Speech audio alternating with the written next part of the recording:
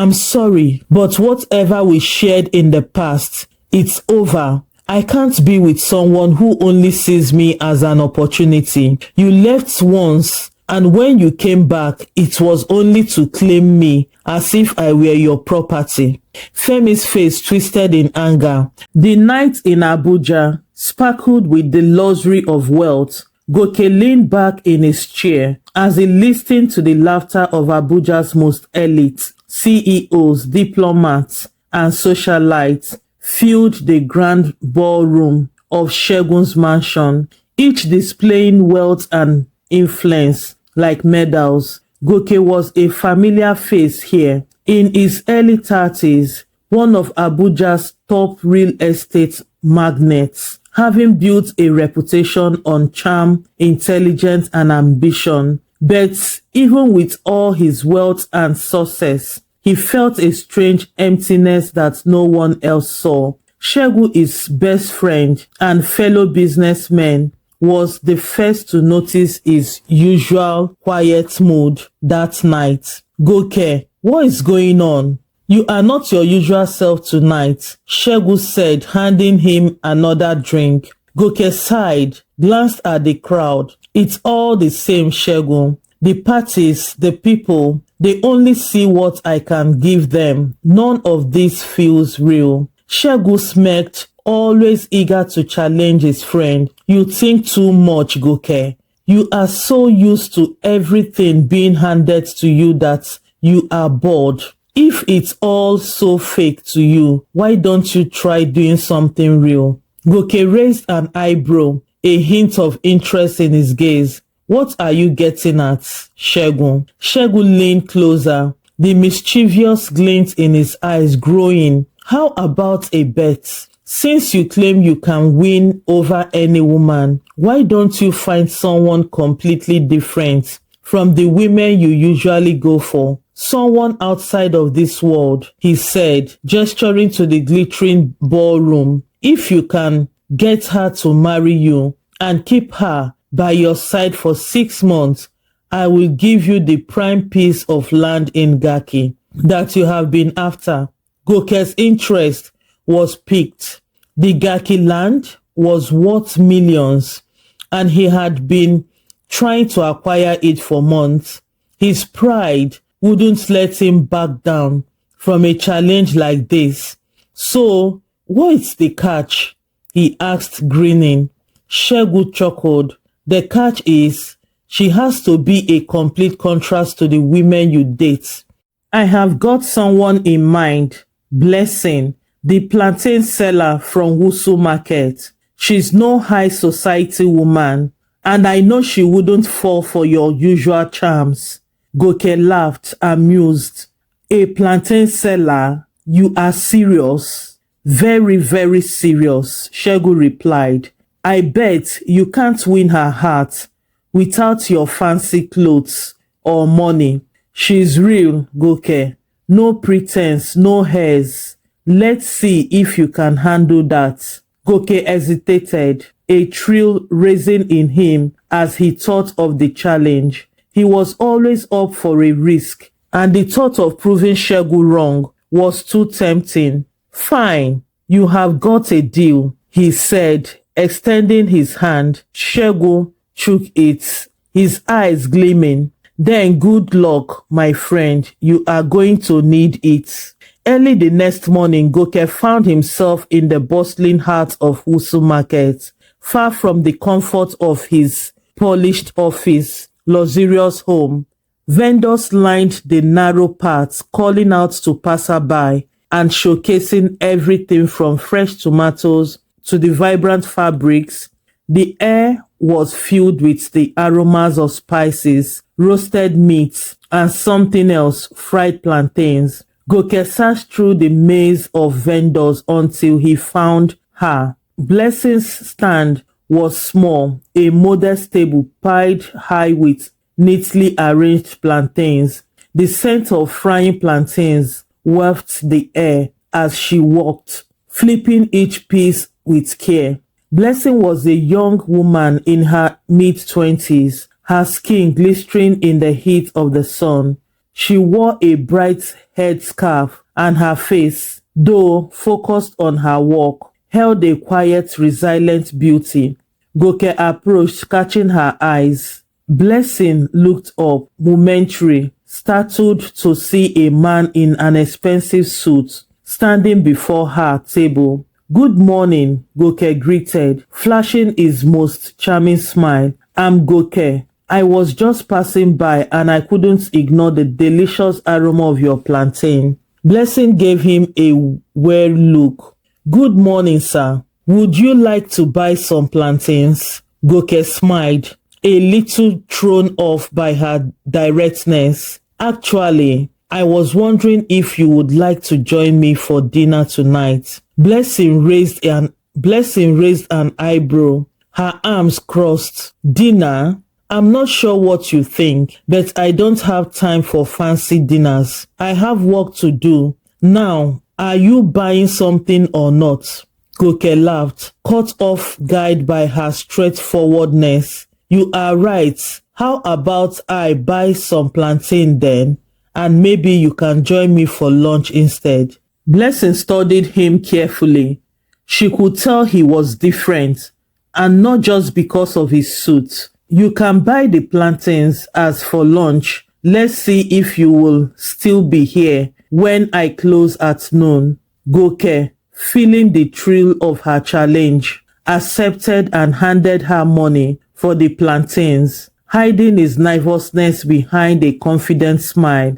By noon, Goke was still waiting near her store, much to her surprise. When Blessing finally finished for the day, she looked at him and said, "So, you are serious about this lunch?" "Yes," Goke replied, feeling an excitement he hadn't anticipated. They went to a nearby street cafe, one where Blessing felt comfortable, and they ate in quiet companionship at first. But soon, Blessing began to open up, telling him stories of her life in Abuja, her dream, and how she supported her family through her business. As Goke listened, he was struck by her strength, her humor, and her determination. Blessing was unlike any woman he had ever met. Her life was simple but filled with meaning, and she had dreams that extended far beyond the market.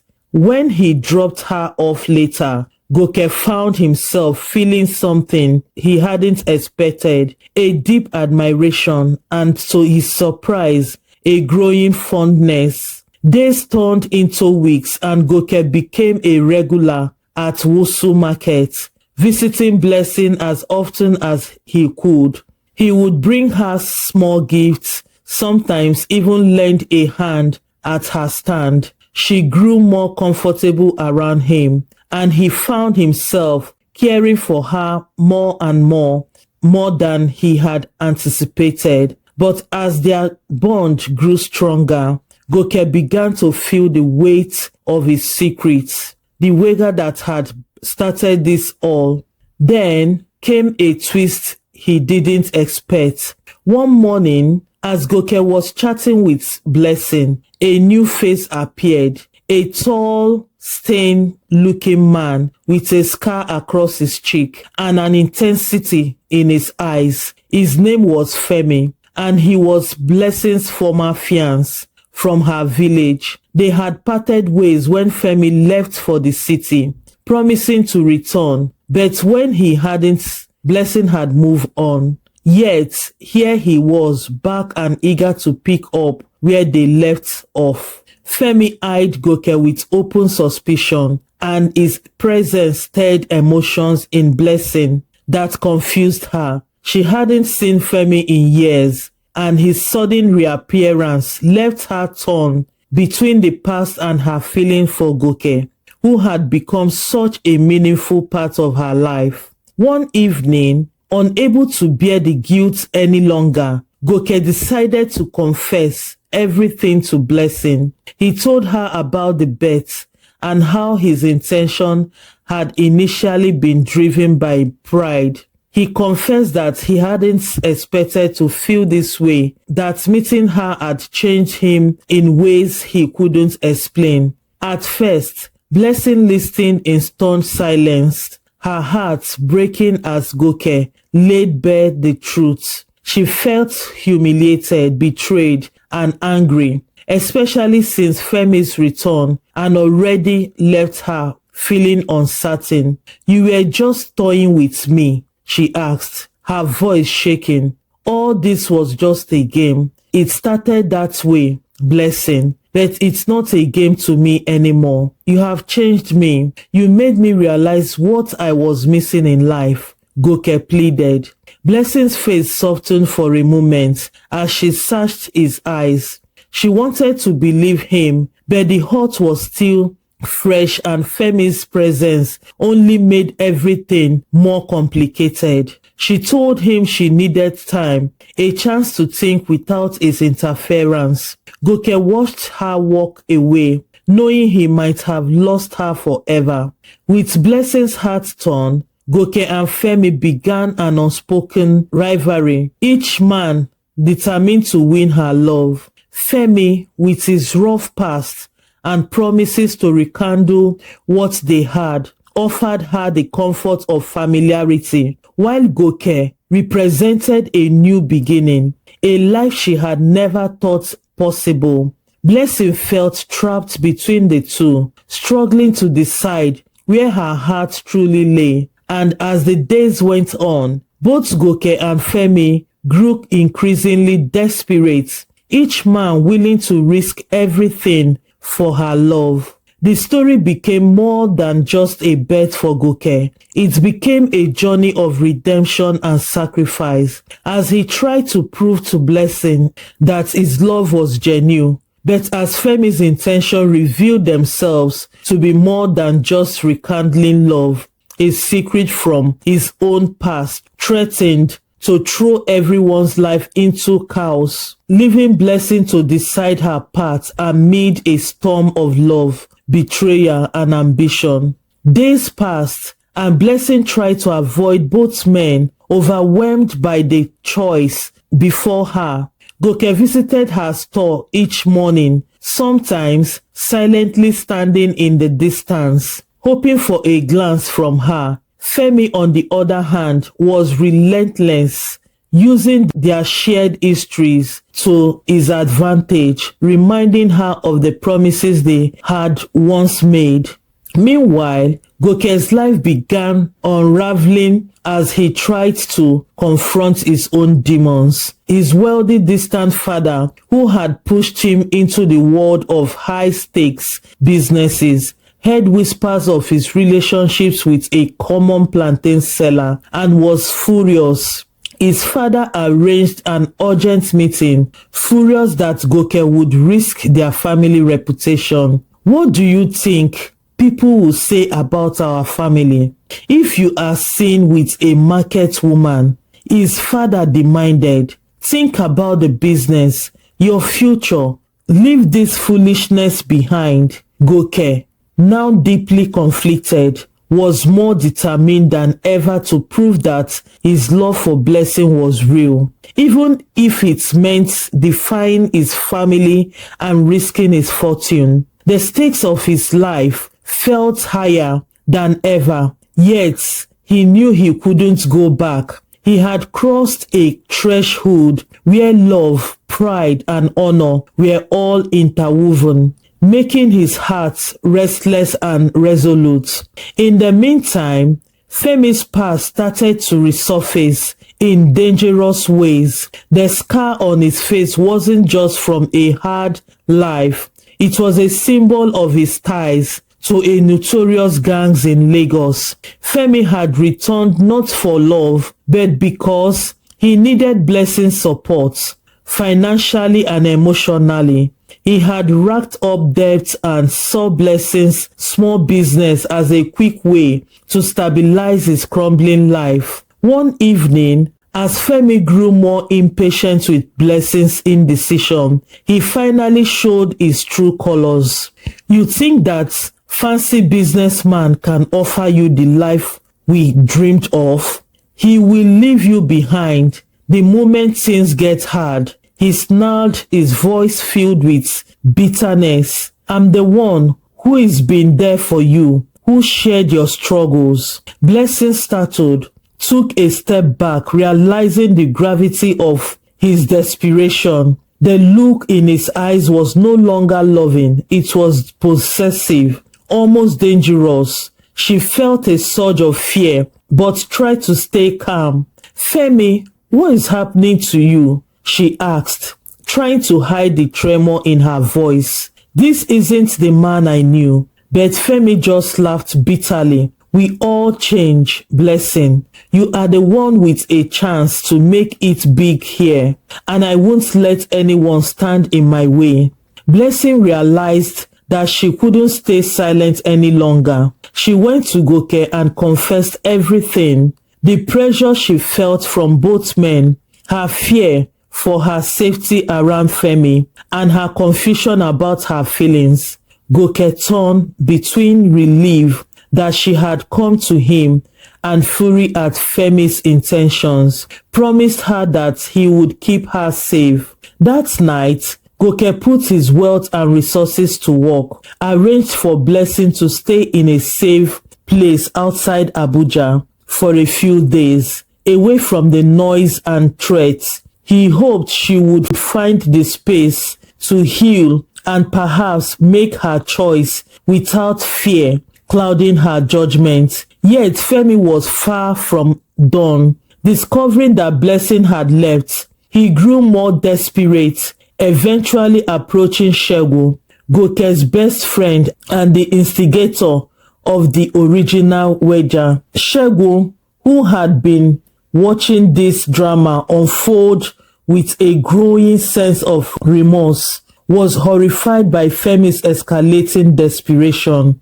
Despite his usual carelessness, Shegu found himself regretting the role he had played in starting this mess. Look, Femi, you are only making things worse for yourself, Shegu said, trying to dissuade him. But Femi was determined, refusing to let go of his plans. He warned Shegu that if he didn't help him find Blessing, he would expose everything detailed of Goke's initial wager to her, ensuring that whatever feelings she had left for him would be shattered. While staying outside the city, Blessing thought deeply about both men and the life she wanted. She was touched by Goke's efforts to protect her, and she could see that he had changed, but she also felt haunted by the betrayal, the bet that had started it all. Could she truly forgive him, knowing that their love had once been nothing more than a game? Femi, on the other hand, represented a more turbulent past. She knew his intentions were clouded by desperation, and she feared the possessiveness in his eyes. Yet, she couldn't ignore the love they had once shared or the memories that bound them together. One evening, alone with her thoughts, Blessing made a decision. She realized that she couldn't run from her past or her future. She had to face both men, lay down her truth, and finally end the storm that had surrounded her.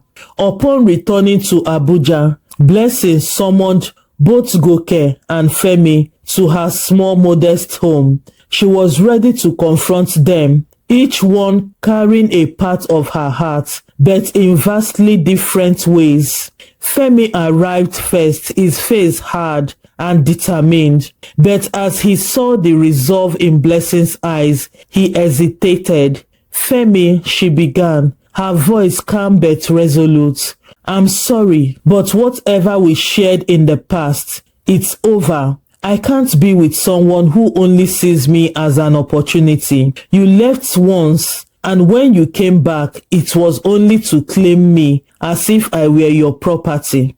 Femi's face twisted in anger, but something about her words softened him. He knew he had lost her, and deep down, and deep down, he knew he had only himself to blame. With a defeated nod, he turned and left, disappearing into the night without another word. Goke arrived moment later, his eyes filled with hope and regret. Blessing, I know I can't erase what I have done. I let my pride, my friends, and my word cloud my heart. But you showed me what it means to be real, to live for something that money can't buy.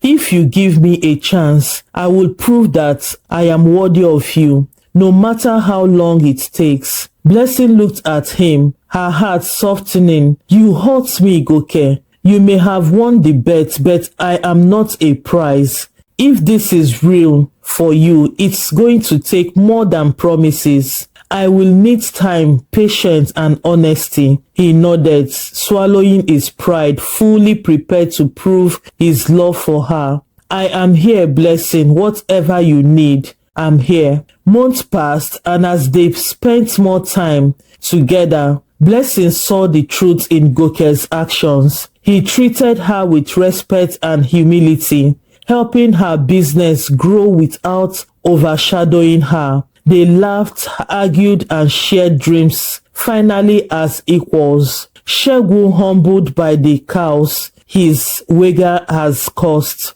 sincerely apologized to both Goke and Blessing. He promised to support them in any way he could, genuinely happy with his friend and found something beyond material wealth. Femi's shadow faded from their lives as he moved to Lagos, searching a fresh start and leaving Blessing with the peace she had fought so hard to achieve. One evening, as the Abuja sunset cast a warm glow over them, Goke knelt down and took Blessing's hand in his. I love you, Blessing. Not because of a wager, not because of the thrill. I love you because you showed me who I am, and you have become the heart of everything I want to be. Tears sparkled in Blessing's eyes as she nodded, finally ready to let herself love without fear. Then, let's walk this path together, Goke, she whispered, her smile bright and full of hope. And as they embraced, surrounded by the vibrant sounds of Abuja, their journey together began anew, grounded in trust, forgiveness, and a love tested by fire and forged in truth. Thank you for taking your time to watch this story. Don't forget to subscribe and stay tuned for the next one. Your support means everything to me. God bless you. Bye.